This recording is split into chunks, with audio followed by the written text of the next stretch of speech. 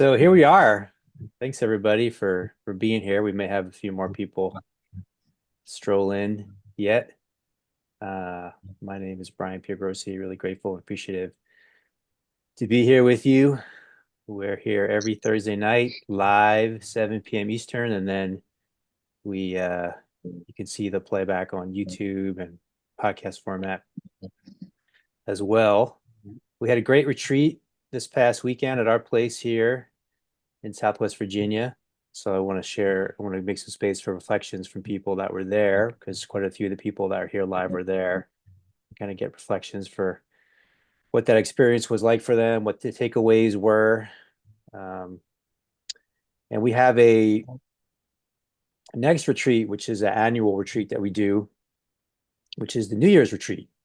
And that's a 3-day retreat, Black Mountain, North Carolina, beautiful setting in the Appalachian Mountains. And just a real chance to start the new year in a really powerful way, with a beautiful group of people in a conscious, intentional way, and set your intentions for the year. Um, Release anything that's ready to be let go from the past. And as Will was just saying earlier, in a beautiful natural setting, which is really supportive for diving deeper into who we really are and why we're really here, and living our true purpose in this world, and deepening in the state of the natural being that's innate inside all of us. So very excited about that. Um, Excited for all of you that are here tonight. Excited to dive in together. There is and I'm not a natural multitasker, but that's my role in these circles so far. So there is a Patreon group. I appreciate your support to keep this going on a weekly basis. I do personal sessions with people online and in person, also group sessions, couple sessions, creative things that haven't been thought of yet. Just reach out and say like, "Hey, I want to do this. Are you interested?" And that's how we live. We live as life artists, so we can make anything happen that wants to happen potentially, and create anything that wants to be created, even if it's not the traditional format that I have. Open to things as well, new things as well. So um, feel free to reach out if you like personal support or support of a particular group or relationship that is happening in your life. So if I think of any other announcements, I'll share them later. But I would just like to hear from a couple people from the retreat this past weekend, renewing the mind, the body, the spirit. What was it like for you? What were some of your big takeaways that you left the retreat? We don't like to say left, we like to say that you move forward from the retreat with, and and that you're still carrying with you.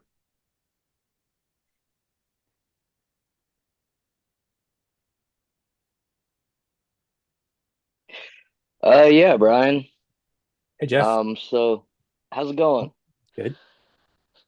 Um, Getting over a little cold here, so my voice is a little Sound good. cracky.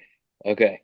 Yeah, the retreat was awesome, as they always are with you and the group of people. I think the biggest takeaway for me was just relaxing into the not knowing and being okay with not knowing a lot about what's going on in my spiritual path and so forth. Um, but yeah, it was great conversation and awesome to connect with everyone in person. It's so amazing because people start on this path wanting to know something, wanting to attain more knowledge to help them to maybe feel better or feel more happy or something like that, right? And so then you invest the time and the energy and the finances to go to a retreat, and then people are talking about not knowing, you know? And it's a really it's kind of a strange phenomenon, but it really is the way. Uh, it's really a process of subtraction, not a process of addition. Now, that doesn't mean that you're not asking questions, you're not exploring life, you're not getting answers in the moment, but you're getting answers in the moment. So the key is not to get rigidly stuck to an answer that is no longer the answer, because the answer is moving and changing. Like if I ask, um, what's the highest and best thing for me to eat right now? It's not going to be the same answer every time. It's going to be different depending on a whole variety of factors, right? And Yeah. the answer might even be don't eat anything. You're not hungry. So it's like it's like a it's like an unbroken chain of communication. So you're in communication where you're asking what is highest and best for me in this moment, And you can ask the question in a variety of different ways. And I think as far as coaching goes, that's so much of what it is about for me is being able to ask the right questions, right? Because if you ask the right questions, then you get the right answer. But if you don't Hmm. ask the right question, then you don't get the right answer. So the question is actually more important than the answer. And then when you're communicating with God, if the God being God knows all the answers. So we just have to ask the right questions and then be in that deep space of silence, still in the spaciousness where we can hear the answer. Because if our mind is really cluttered with anxieties and fears and worries and doubts, then we can't hear the answer. So that's kind of the trick or the challenge is how do you get quiet enough to be able to really listen to the answer and hear the answer and receive it. Then, Jacob was talking last week about being able to discern, which is also a challenge, the different voices and which voice is the right voice, to tune into and Hmm. to follow. And I think some of that's just trial and error and practice.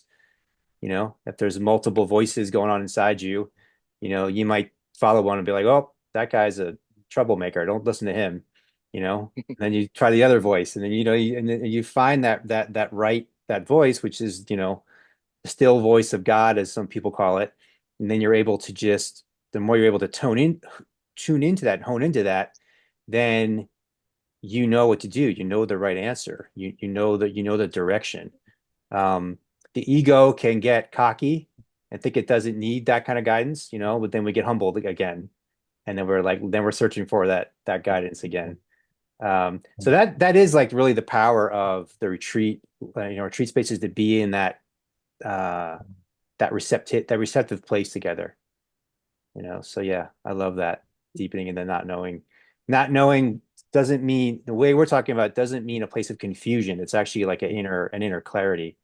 Clarity like if you would look at a lake and the lake is really clear, you can see all the way to the bottom, that kind of clarity. That's the kind of clarity where there's no knowledge is almost like debris in the water, so it's like clear. The mind is clear, the heart is clear, the body is clear, and then we're receptive, moment by moment. But yeah, where's your father at tonight? I'm not sure. I think Okay, he goes out to dinner sometimes with friends. So I think all that's right. yeah, Well, where hello, he is. Mark. If you're listening on the replay, we uh we miss you, I'm and sh I'm sure he'll watch the replay. Yeah. yeah, Mark is a pastor, right, Jeff? He is, yeah, an assistant pastor. Yeah. Yeah. So With we'll look we'll church look forward to his participation in the dialogue in the future. yeah. Is it hard to be a pastor's son? Um, I mean, I don't know. That's a good question. I think a lot of I don't know if pressure is the right word was put on me as a child to kind of be, do the right thing all the time. And then I kind of after I turned 18 and moved away, I kind of just did away with religion altogether. And then now coming back into sort of more spiritual side of things rather than like a religion, I guess. Um, but I mean, my dad is a great person, so it was not like it's not a challenge to be his son at all. Yeah. Yeah, Yeah. I asked because my dad was very religious. After he retired from the Marine Corps, he became a chaplain in the armed services, and they were very religious, both of my parents, and I was always trying to do the right thing, and I was always, worried about what step I took, and I had so much guilt, over any little Yeah. thing that was wrong, and so I'm a kindred spirit. Yeah.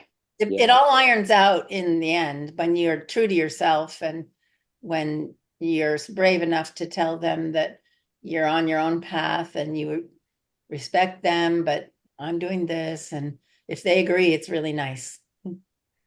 Yeah.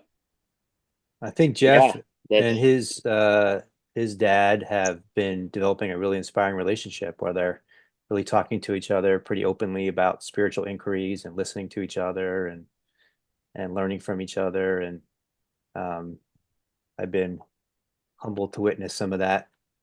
And I think my older son and I, we have a similar relationship too, as you know, Robin, where we can just talk about these kind of spiritual inquiries. And yeah, it's okay to not agree on everything too. It's kind of like an ongoing conversation, right?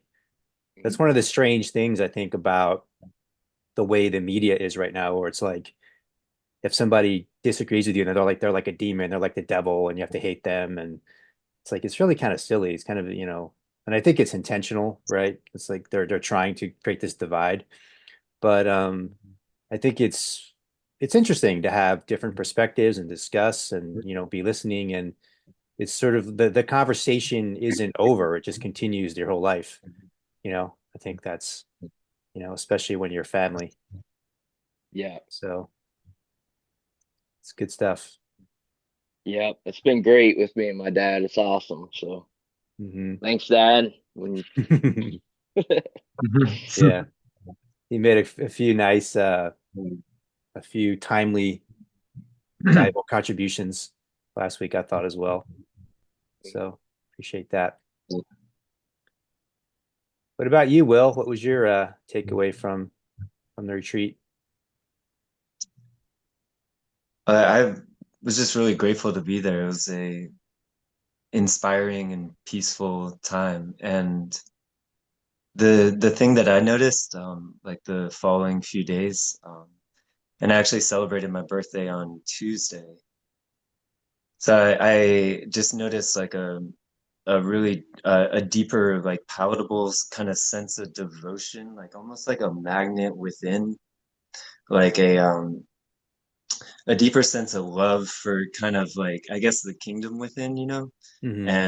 and like I am inspired by nature a lot. Like I spend a lot of my free time trying to find beauty in nature, but I kind of had this deepening moment, like realizing that God and what is within all of us, or myself, me, I should say me, but I also think all of us, everything is like the source of beauty. And like the deepest level of devotion is really just like loving that most primal layer and resting in it. But I really felt that palatably, and it felt like a treasure, because it's like carving out a home within that I'm choosing and that I love from my own volition and my own understanding. And so that's just is deep for me. And I just felt that. So thank y'all for that energy. Thank God. And thank, devotion, because to me that's like our attention and what we kind of create with. So it's just wonderful to feel authentic devotion.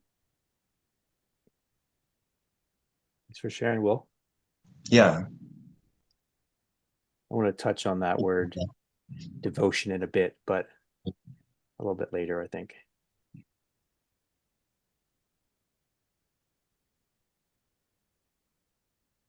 Anybody else from the retreat this past weekend want to share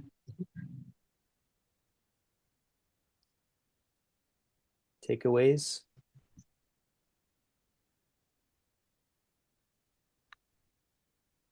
I'll just say a little thing. I just felt so at home. Yeah. You know, different times in my life, I've had different social anxieties now and then, and feeling a little like, oh, I have to act this way or I have to act that way in different groups, and I just felt really natural, and it felt good to feel that relaxed and just be accepting of everybody and accepting of myself. And it was just real fun to hear the organic conversation was really enjoyable. It was just so wonderful to be that cozy with Hmm. people. I think that sense of being at home is really where it's at. It's kind of what it's that's kind of what it's all about. Yeah. And the feeling at home is really the home is in the moment. Feeling at home in this moment. Feeling at home in this moment, feeling at home in uh what's in the here and now. So yes to that.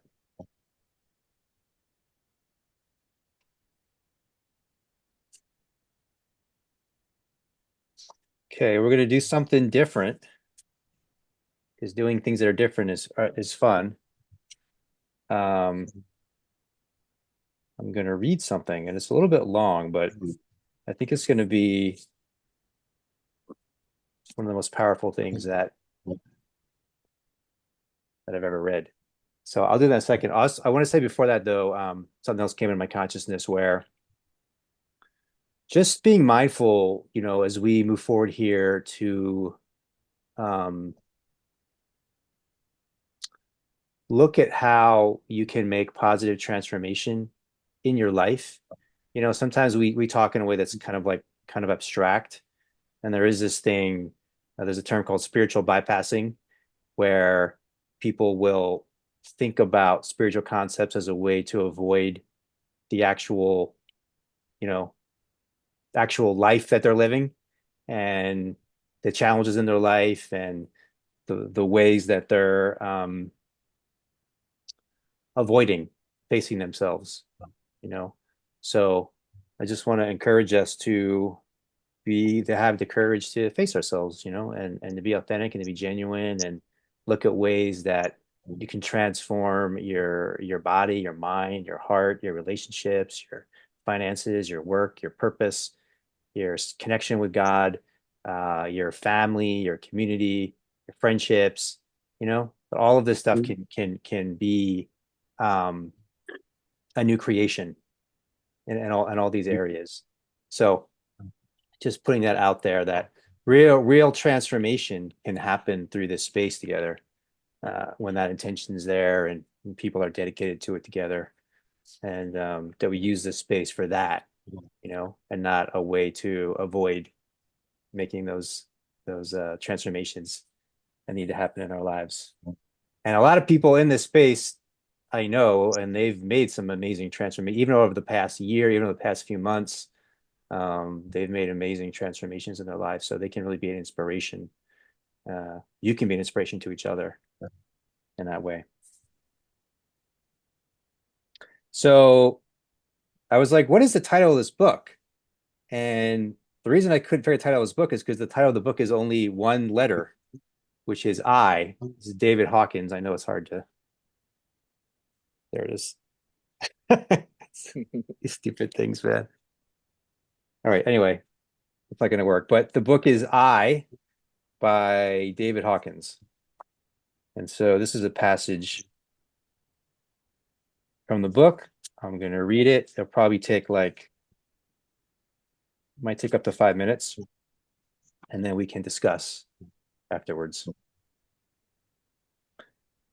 The presence is silent and conveys a state of peace that is the space in which and by which all is and has its existence and unfolds.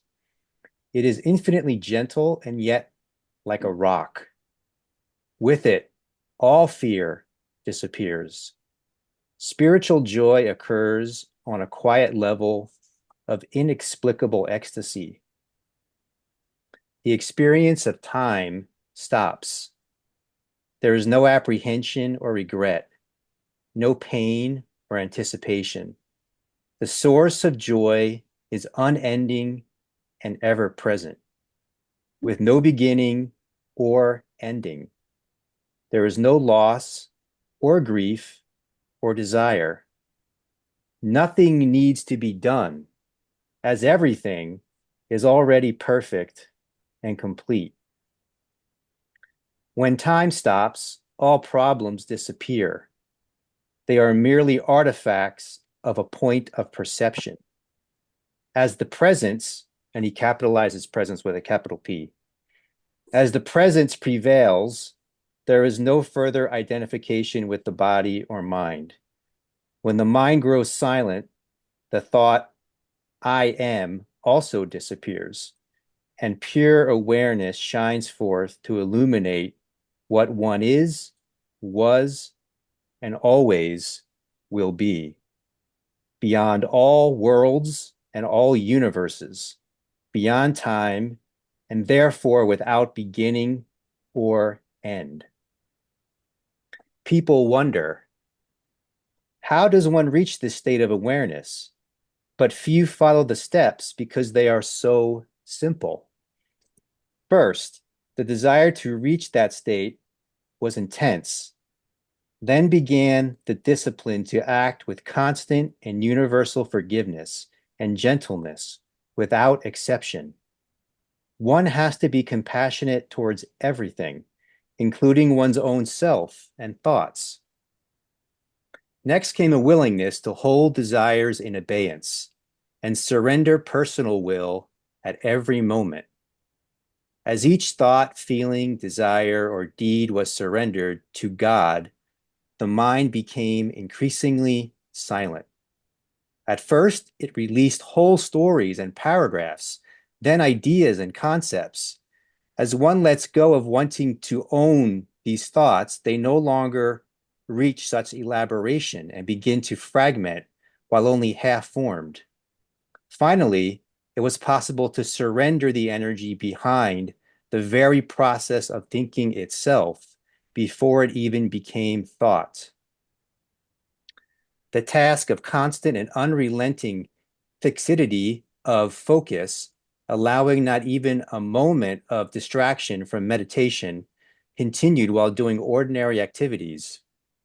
At first, this seemed to take effort, but as time went on, it became habitual and automatic, requiring less and less effort. And finally, it was effortless. The process is like a rocket leaving the Earth.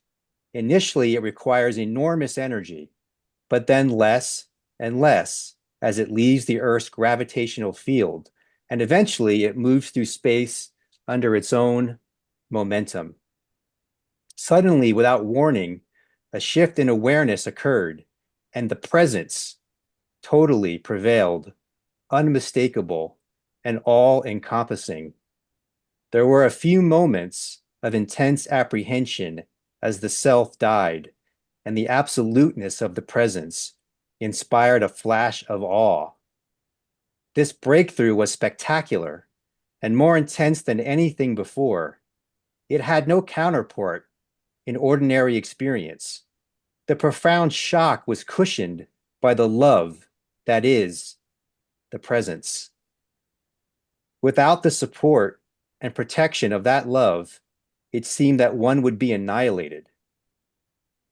There followed a moment of terror as the ego clung to its existence, fearing it would become nothingness.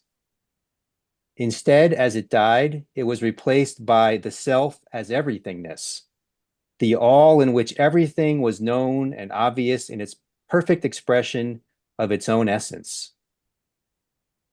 With non-locality came the awareness that one is all that ever was or can be. One is total and complete, beyond all identities, beyond gender, beyond even humanness itself. One need never again fear suffering and death. What happens to the body from this point is immaterial. At certain levels of spiritual awareness, ailments of the body heal or spontaneously disappear. but in the absolute state, such considerations are irrelevant. The body will run its predicted course and then return from whence it came. It is a matter of no importance. Reality is unaffected. The body is an it rather than a me. It is just another object like the furniture in a room. It may seem comical that people still address the body as though it were the individual you, but there is no way to explain this state of awareness to the unaware. It is best to just go on about one's business and allow Providence to handle the social adjustment. However, as one reaches bliss, it is very difficult to conceal that state of intense ecstasy. In this final apocalypse of the self, the disillusion of the sole remaining duality of existence versus non-existence dissolves in universal divinity, and no individual consciousness is left to choose. The last step, then, is taken by God.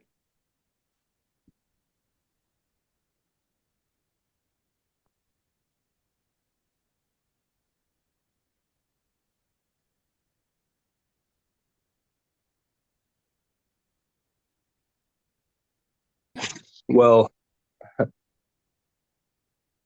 that's amazing, Brian. Thanks for reading that. I'm not really feeling all that great tonight, but anyways, wanted to come in and share some gratitude for that. Um, I've been having some experiences in meditation, and I feel like I'm like experiencing glimpses of that.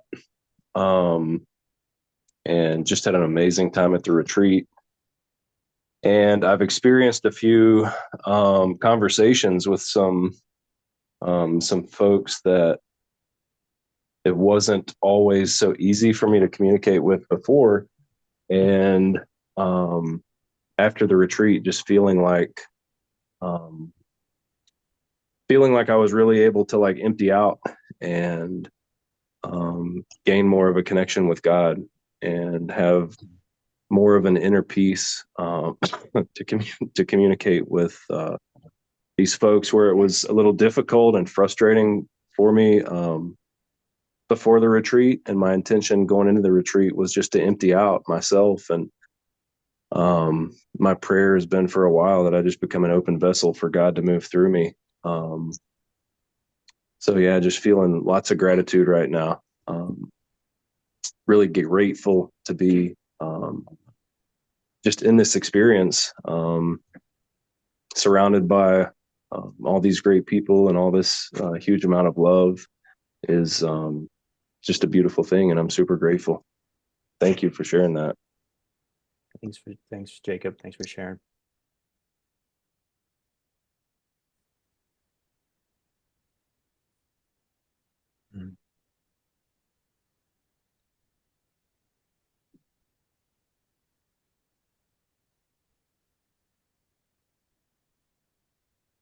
Jackie, raising the hands, so polite. Go ahead. So somewhere in the middle of your reading, Yep. they mentioned letting go of story. Yep. And I just think that that's such a critical step to peace, is to really stop identifying with your story. Because, I mean, as you're so fond of explaining, you can always change your story. I mean, your story is just this web that you've woven around your experiences, but you can always tell a different story, often with that same set of experiences. So I just think it's key to let go of that and you know, be able to step back and go, okay, that's the ego, and it somehow built that little story, and that's cool. But to really reach God, we have to separate from that. Anyway, my thoughts. Yeah, it's an interesting one. It's like letting go of the way I was explaining it earlier today is seeing the story as a story. So like if you actually see the story as a story, then it's almost like you're kind of naturally not that attached to it because it's just a story, but if you think it's who you are, if it's like, if you think that this is your identity, and you're attached to that, you're attached to that story as some kind of foundational um, component of who you are, then it's devastating when you start losing the story. Like if you think that you're, a very like high status, important person, and then, because of, let's say because of your job, right? And then you lose your job, then it's just so devastating because that was your story. And now it's almost like you're dying, because all you are is the story. So it's like the liberation is like realizing that you're not the story, and then you can still um be in the world but not of it, right? You can still like be in the world of stories, but you're not of the stories. You transcend the stories. The realization of who you really are transcends the stories. And stories are so interesting because there's the story of, there's my story. This is my story. This is where I'm from. This is what I've done. This is the kind of person I am, all this kind of stuff. But then, I and all of us, we're born into a whole set of these like deep archetypal stories, so so it's like this interesting thing where it's like there's these stories that go back generations and generations and thousands of years, and then we're born, and then we're in this story, you know and so what do you do with that, right? Can we recognize that those are also stories, even though they're widely held stories for many generations, um or are we like bound by those stories also? So I think it's a very interesting, what is the proper relationship with story is a really interesting inquiry. But I think the first thing is to recognize the story as a story, which, so often we're not able to do. And then maybe use your imagination to create a new story. Yeah. Like if you had a magic wand, what what would you do? And kind of like forget about money limitations or age Yep. limitations, or all those, and just let yourself fantasize, because, Yep. and that takes time. You have to aside time, because we can all say, oh yeah, yeah, yeah, yeah, yeah, that do that. But to actually sit down and do it. I mean, I like to do it with a pen and paper. Like, what am I wanting to feel more of now, even? Like if I don't know exactly how, like, oh, I want to feel more fulfilled. Or I want to feel more like um, a sense of balance, or I want to have more adventure in my life. And then you can just take off from there. You could even write like 5 different scenarios where you go different places or stay, and with no attachment to anything, and then just see what opens up.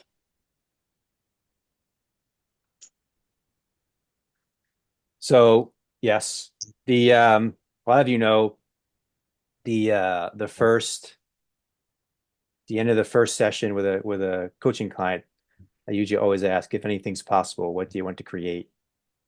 That being the foundational question. Um, and then looking at all the 10 areas of your life, physically, mentally, emotionally, spiritually, relationship, family, work, home, um, community, and being able to vision. And when you're visioning, you're basically in communication with God. So you're asking like, God, what do you want me to create in the future? You know, and then being able to listen and tune into that, and then take the steps each day. Take the action. Take the little steps each day to be living the life that you're called to create. And that's when you feel good as a human being. When you're doing that, and when you don't do that, you don't feel good. So it's kind of actually pretty simple. And um a lot of times we're like kind of living someone else's story, or we're living unconsciously without really being conscious and intentional of like what are we called to create? You know, what are we the vessel to bring into this world? And so that's, to me, that's one of the most essential questions that you can ask, and to ask it consistently, because the answer is going to be changing. What you're called to create 5 years ago isn't the same as what you're called to create now. So it's like you're kind of living in the question, and you're a clear channel for that answer to be channeled through you, moment by moment, into this world. And then the really exciting the really exciting part to me is when you can start to be, if you have a group of like, I think there's like 16 people on here or something right now live, you know, if anything's possible, what are we called to create together? So you start to bring it into like a community sense or a family sense. And then the ultimate would be like, what are we as human beings? What are we all, what are we called to create on this earth together? To be living from that place together. That's the question to be in. And I think the more that we live in that question, then something starts to come online, and we're like, oh yeah, this is what it's about. This is why I'm here. And having people that are on that same path together is very helpful and supportive. Okay, we have a comment from Zenith Prime, who I think, if I recall from the retreat, doesn't want their actual name being given. So we'll go with Zenith Prime. If we are operating out of time or in the state of timelessness, then why not just skip to the end? What value is held in the process? Playing with the word transcend, define transcend. Does it not require a thing to overcome? What value does the thing have? I remember the lesson. So I think that if there was no time, there would be no existence. There'd be no human being. There'd be no future. There'd be no past. There'd be no Monday or Tuesday. There'd be no babies. There'd be no girlfriends or boyfriends or grandpas or, friends or lovers or enemies, or there'd be nothing. And so I think for some reason we like there being something. We like there being something. We ultimately we're here because we want to be here, you know, and we think it's interesting and fun, and we want to see what happens next. And so there's like there's a story, and we're all on our own hero's journey, and within the story there are things to transcend. Um, and it's fun. It's fun to have challenges and overcome them and learn lessons and make mistakes and try to figure things out and forget things and then remember them again. And, the whole thing, the whole theater is like, I think in this deep level, we love it. We just kind of forget that we love it, So it's kind of like remembering that we love it. And, and it's like nothing wants to be something. And so we're here experiencing this grand play. The way I've said it in the past is like there's this grand play and God's playing all the roles, you know, this kind of a thing. So I hope I that never answers the thought about question. that. Yeah, good. I I I think that like we were listening to that quote, Dr. Hawkins, the presence. I think if we're talking about transcending suffering, it is good to value like the transcendence or what you're mentioning. Like if we have stories where we're valuing time like too much, we'll experience a lot of that loss because everything in time changes, right? And so if our stories are primarily based in time, that sets up a process of pain, or it seems like that, versus valuing what's eternal. Yeah, And we can just do that through noticing it, and focusing on it. I think yeah, love is what's eternal in this world, but that I think carries us like in a peaceful way, like through our stories. And that's what Brian's, I guess, kind of saying is like, if you love your life and act authentically, your stories move towards love and away from suffering. But it is totally like, that's why I like spiritual circles because they help me value the eternal. Whereas in the world, people are focused on worldly things. Yeah. So we just don't think about it and appreciate it. But that was what I was noticing in the retreat. It was just like there's an energy inside of me. It's like go deeper into that. Like, what is that? It's like the energy of life where that eternal presence is that Dr. Hawkins was talking about. By the way, that's an amazing quote. It's so humbling to hear that. It's like such direct information, like to be in the presence of somebody who has been in the presence of God because, I haven't met that many people who have met God on that deeper level, but to hear what it's like is like motivating in a way, or it motivates that devotion towards that state, which seems to take a pretty deep valuation change. Yeah. But good stuff. Thanks, Will. Mm-hmm.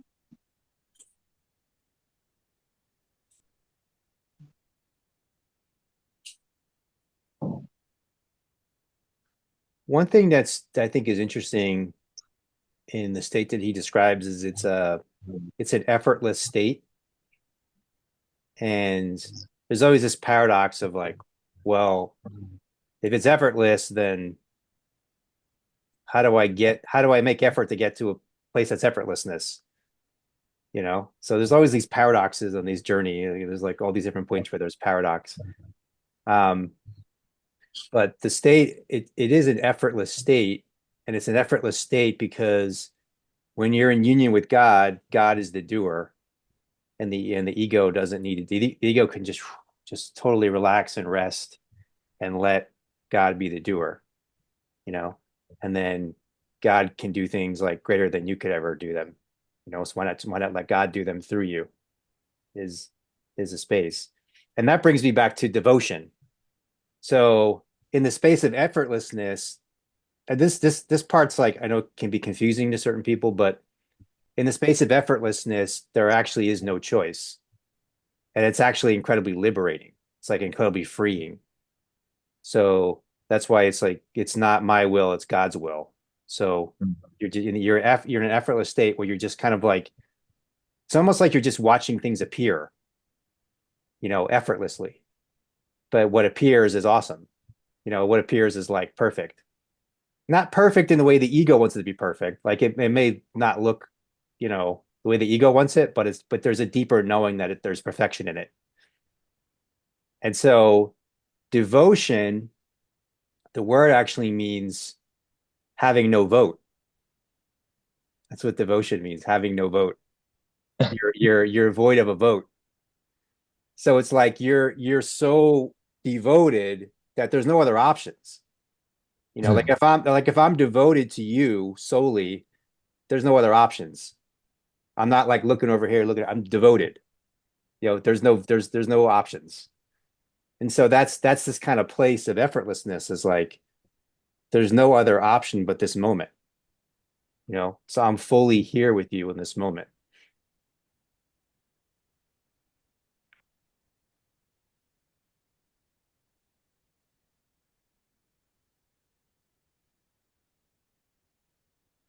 Resistance is futile. I'm just kidding. But I mean, it makes sense to be devoted to our creator, and it's curious to look at the ego's tendency to not be devoted to that. But that's a great definition. I've never heard that before. Mhm. One more time, devotion, no vote, but I just look at these more, word sounds and I'm like, oh, devotion. There's no vote. but Robin in a says, joyful sense. yes, yes. The more I have learned to appreciate people and nature and everyday activities, the happier I get. Life is like an adventure, like an incredible book, and to see that my challenges were gifts that came to raise me to a higher joy. That is so cool. God is leading me to brighter experiences daily. Amen. Mm.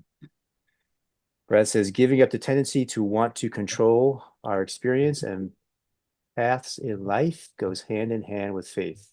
Yes. exactly.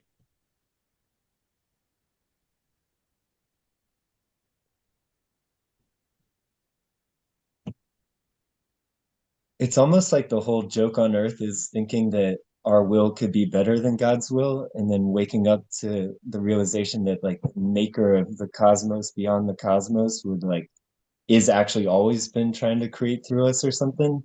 Yeah. But like our denial of that is like maybe part of the insanity. Um, Well, I think what's interesting is in Christianity, I'm always hesitant because there's so many different kinds of Christianity, but I'll just say the kind that I'm talking about in this moment. There's um there's this concept of free will, right? And the idea, which I think makes a lot of sense, is that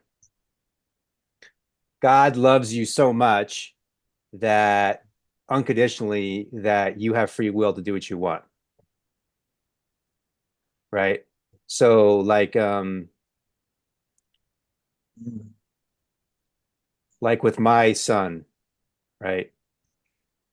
Geo, older son or younger son, but in this case, my older son. I can't control what he does, nor do I really want to control what he does, right? I want him to do the right thing, but he has to find that right thing for himself, you know? So he has the free will to try other things and realize that they're the wrong way and then come to realize the right way. So that's the way I see like our relationship with God is like God's like, okay, you want to like, do cocaine or whatever, go ahead, try it. See how it goes.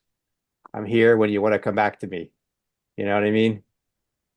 Brian, it's interesting to link that thought to that thought we were talking about, like genetics or heredity, the conditioning that we're born into. Mm-hmm.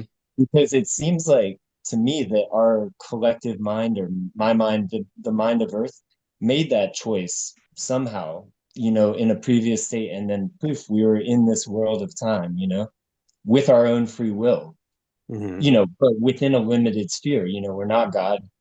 We don't really have power of creation.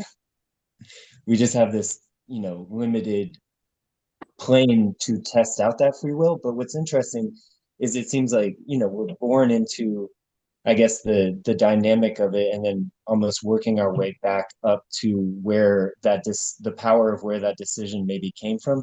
I guess the point I'm trying to make is that I don't know the dynamic that put us in this situation. Like they also call it, like separation. That seemed to like create the allowance of a free will, and then we're somehow, letting. But there was free will to create free will.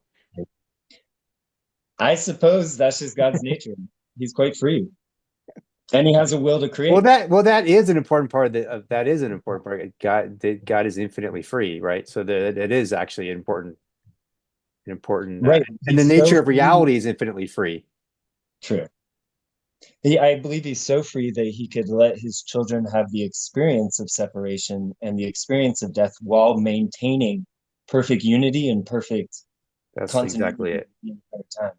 And I mean, Yes. that's incredible, even though it's challenging from this point of view, because we're in the dream of make it or break, make or break it. But again, we're having the experience we want to have. You know, we want to try. We want to Yeah. try. We wanted to try it our own way. Right. You know. Right. And so it's humbling to learn that ultimately God's way is the highest joy because he made us eternal, he made us in perfect communication, he made us loving and innocent, all of which my free will is I've certainly denied at times, And so it's interesting to contrast those experiences, what that seems to be offered by, a heavenly identity. Um it's it's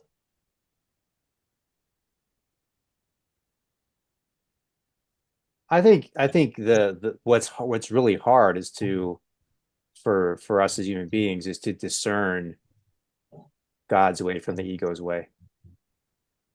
That's the mm, if it was so easy, people would just, do it all the okay, time. go that direction. Right. So maybe it's helpful just to purify and, keep moving towards happiness and love, having faith that that's a good life. God loves us, wants us to be happy and at peace. But you're right. I think if you talk about like a really clear chord, of cutting off the egoic idea, it does having to do with becoming really close to the presence, the present moment, God's presence in the present, and aligning with that sense of life fully, rather than our narrative or personal dialogue. And it's a pretty, I think Jesus has some cutting lines. It's like, I came with a sword to divide the true and the false. It's some level of just fully going to the true. Though, as he said, the ego experiences that as like a death, and that's like painful, or it seems to be. So it's an interesting dynamic to truly just let that go and willingly experience that loss, of our willfulness, but also our doubt and fear and demise. But it's something I feel like I've known so long. It's sort of like going like, okay, I'll try it a new way. It seems like I've been doing this for lifetimes or something, and just it's like, okay. Anyhow, I mean, that's one take on it. I'm curious other people's take on that release. Like, how do we know when something is ego driven and when it's not? Right. That would, Exactly. That's the question. I mean, because I think, a loving father, human father would say, go and do whatever seems meaningful to you, whatever lights your fire, go ahead, and um but I guess, if you're doing something just for accolades, or of course you like to make people happy though. Mhm. So accolades could be like making others happy, and if it makes you happy, then why not? I think Dr. Hawkins clarifies, like in that book, that he says that like in that path it's holding certain desires in abeyance.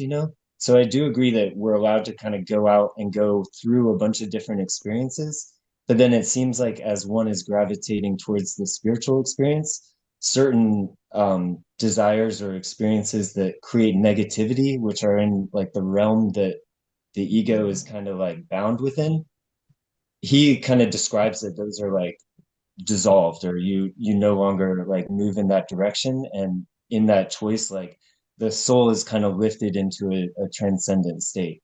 So it's not really good or bad per se, and we certainly adventure and learn through that freedom. But there is some sort of deliberate movement towards the good, the holy, and the beautiful, the just love, like the lightness of what spirit is.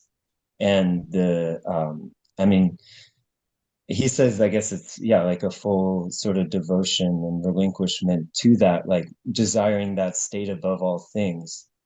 And so that does seem to be, a specific choice to be focusing on and asking God to kind of really, I guess, experience like those higher levels of love and truth, I suppose, or manifestation of the spirit in this realm.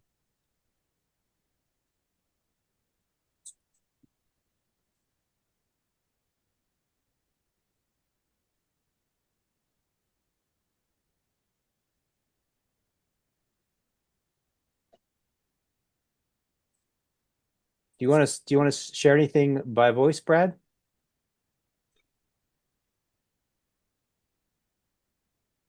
There we go. Yeah. I had a lot to say actually to everything you guys have been talking about. That really echoes with me big time. Just the whole the inner voice that I believe we all have that we can actually tap into, but knowing to let go of the control that we all tend to want to have in our lives, to the point where we lose our perception to that divine guidance, that light that is there trying to speak to us throughout our lives. So yeah, definitely a lot of this resonates big time with me. Awesome. Where are you from?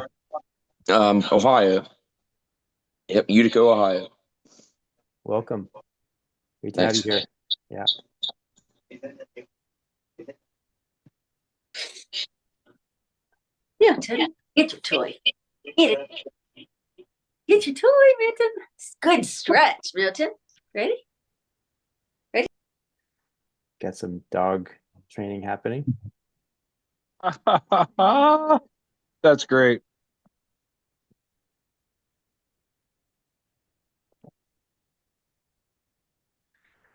I think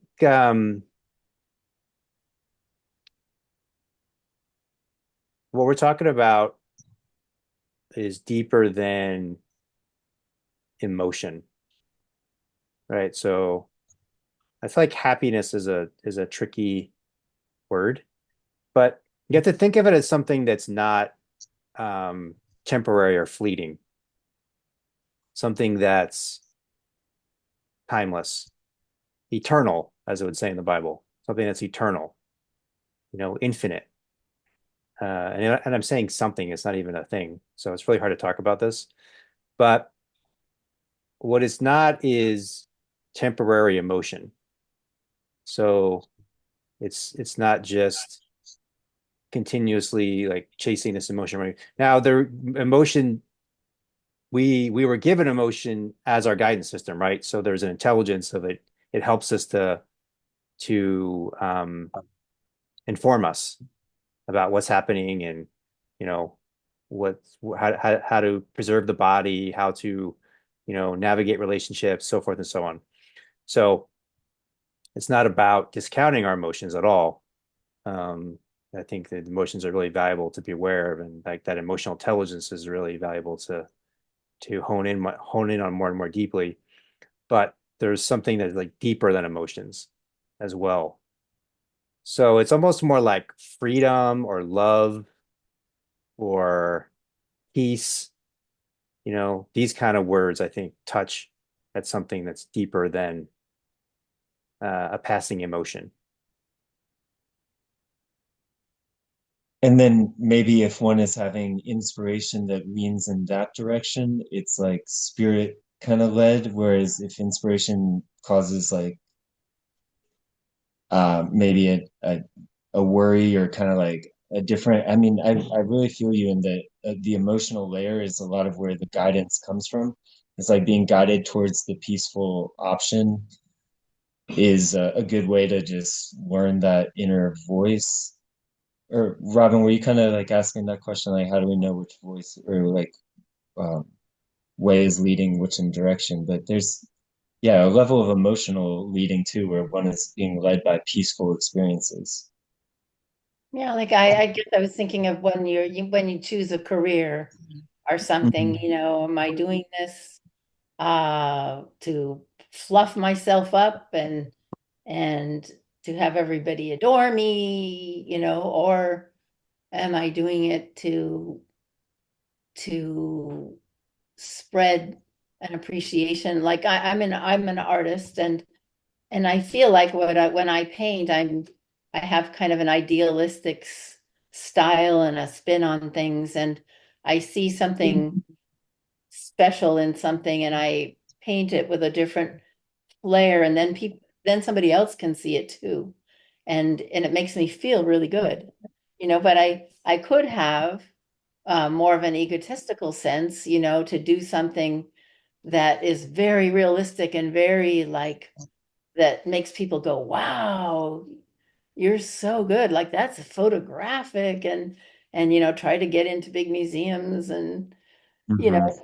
know get in magazines and not that all that is bad because somebody could do all that and be perfectly well balanced and love and Kistney, did you want to share? Or is it Kistney or Ryan there? It's Kissney. Hey, Hi. Kistney. Yeah, I wanted to share on this. I think it's very like this is like always, of course, the thing, we're trying to navigate.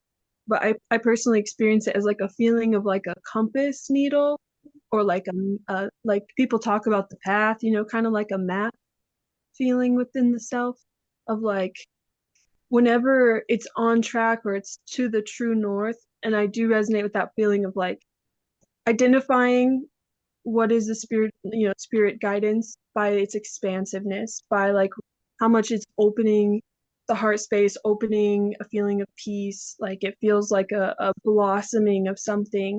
Um, and a lot of times something that is leading me, or that I'm choosing, I can feel it's like claws and clutches around me. Like you can feel the tendrils of it. Like it's going to like, kind of do this sort of viney Harry Potter moment where, like that sort of very bold, very constrictive.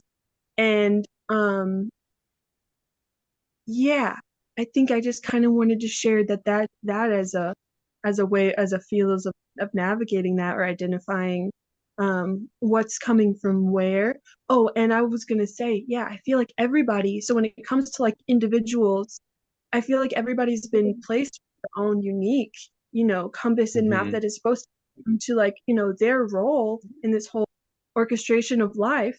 And that, it's really hard to say from the outside what is going to be like. We don't know, that's like 100% in God's domain of knowing what that looks like for each individual. Um, However, I feel like with, Robin and her art, or, with any of us and any of our passions, those passions were placed into our hearts for a reason so that we can use them for expansiveness and use them for peace and use them to those means. And if we find a good, I'm trying to think of a better way, but like if we find the right way to balance on that line and walk along that, like bringing that sort of energy and perspective to the things that were placed in our hearts, I feel like that's the thing usually. Now, obviously, said and done and all that, but that's the yeah. Mm. Thanks for sharing. Yeah, thanks for. Here's a good way that came to me to say it. So think of this in terms of love, right? Love being the divine love. So instead of doing something to get there, you're already there. You follow what I'm saying? So instead of doing something to get to the divine love, if I do this, if I do this, if I do this, like this is what I see with like for example, like most of these like Hollywood people, they're really empty inside and lost, and they're chasing love through external validation, and they go, maybe if I get more, maybe if I get more, maybe if I get like, you know, a million people to like me, or 10 million, or 100 million. And so it's like, if I, it's always, the love is always out somewhere in the future that the ego is trying to grasp it, you know? So some shift happens where instead of trying to get to the love in the future, the love, the divine love, the infinite love is already here. And it is already here. That's the reality. But we start to realize it. So we start to realize that the infinite love is already here, the divine love is already here, and then we're in it, and then we are a channel for that love to flow through us, in our unique divine purpose. So I think that's a good way of framing it. As in our thoughts create our reality. Almost like the law of attraction is what it reminds me of, or something along those lines. Our thoughts create our reality, but the reality is divine. So if the reality is divine love, then it's like our thoughts create what we're perceiving. It's like if we're like let's say our thoughts create the movie, so there's like the characters and the scene and all this stuff, but the divine love is like the frame in which the whole scene is played on. That makes sense? So it's awakening to that truth. And then you're not chasing the divine love anymore, because the divine love is here and it's now. And so then, like I said, you're a channel for that love to flow through you. Now, like we talked about in the past, I'll probably say this 100 times. Love and being nice are not necessarily the same thing. So I just want to make that crystal clear, and I'll keep saying that over and over, that love can look a variety of different ways, but internally there's a feeling of like, all I want to do is serve and help and support others. I'm never trying to hurt anyone, because everyone is a reflection of the divine essence. Everyone's a reflection of God, right? So that realization is present.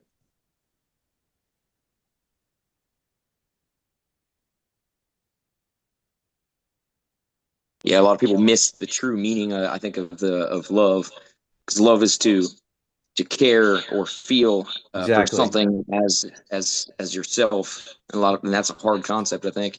And a lot of people think of love as like liking something. Like I love the way this tastes, but it's not really that way. It's actually a whole nother expansive concept of feeling and treating and being, reflecting, like you said, yourself into another, and vice versa. Yeah, and others, let's just say. Yeah, that's how I feel about that. Mm-hmm. Yeah, love is to care. Love is to be present. You know, love is to be listening. Love is to be attentive, to be paying attention, giving your attention. There's a really cool thing I learned about listening to God. I like to think of God as God, good, orderly direction. Mm. Uh, and every day we have so many choices to make. And, sometimes I'll know exactly what I really want to do or not. But sometimes there may be something I really want to do. And then there's something I really don't want to do. But before I make a decision, I try to just step back and say, is there anything else? Is there, and listen for any other kind of direction. It might be something completely different, some third thing, and often something will pop in my head and I'll think, oh God, yeah, I think I'll do that. And you end up going there and then all these amazing things open up.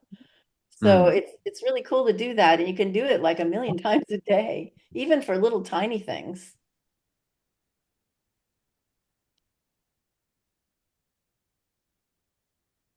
Yeah, I almost feel like divine guidance usually comes in inspiration, almost in a way. Sometimes I truly can connect with that.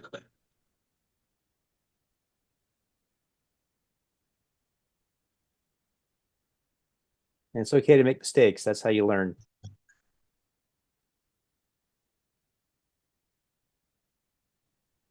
Now, if Yeah, you're making sometimes it, I'll be going one direction and think, yeah, I'm going to go do that. And then somehow halfway there, I think, nope, I don't think I will do that. yeah. And I just let myself turn left And instead. and even in that case, like, it's like you're available to God's guidance in each moment. So imagine the guidance could be go left, and then it could be now go right. Now go this, you know what I mean? It's like, doesn't mean that what you went did before was wrong. It was right in that time, and it's different now. So that's really important to realize too. And yeah, it's making mistakes is okay, because that's how you learn. Unless you're making the same mistake over and over and you're not learning, then we have a problem.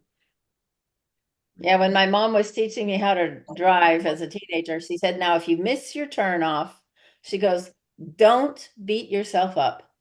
Just do what you have to do and go down the freeway further and take the, ramp back on.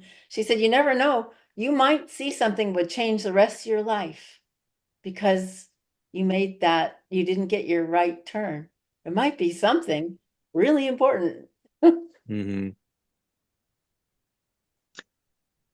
That reminds me of such a different, like, unconditional attitude towards ourselves than maybe like a conditioned attitude growing up. Like, if I don't do it this way, like, oh, then it's going to be bad or whatnot. But growing into that idea, like, that, like, yeah, like if I turn right or left, I'll still be in God if you understand that. And, it's, and then you can have an open heart. What could I learn here? But that's beautiful.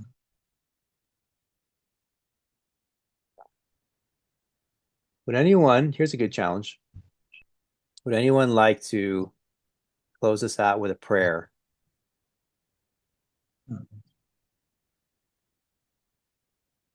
You can just tune in and listen if God's guiding you to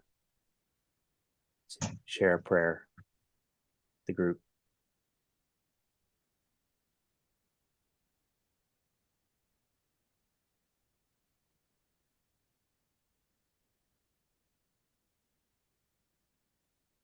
I'll do it, Brian. I knew it was going to be you, Jeff. Okay. All right.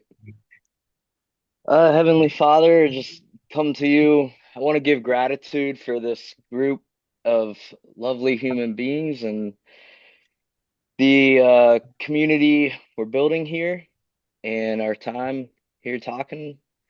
And I just ask that we can remain open and be open vessels for your love and carry this forward into this week.